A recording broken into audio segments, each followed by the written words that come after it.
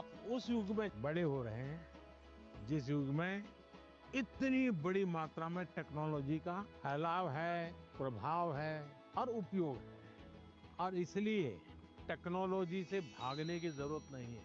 लेकिन आपको तय करना होगा कि क्या मैं रील देखता रहता हूं क्या, उसी में समय जाता है क्या मेरा, या मुझे इस चीज में रुचि है तो उसकी बारीकियों में जाऊं, उसके एनालिसिस में जाऊं, तो टेक्नोलॉजी एक ताकत बनेगी।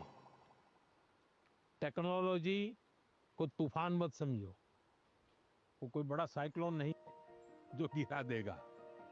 आप मान के चलिए कि जो लोग रिसर्च कर रहे हैं, इनोवेशन कर रहे हैं, टेक्नोलॉजी बढ़ा रहे हैं, वो आपकी भलाई के लिए कर रहे हैं। और हमारी कोशिश यही होनी चाहिए कि हम टेक्नोलॉजी को जाने, समझे, उसका ऑप्टिमम यूटिलाइजेशन करें।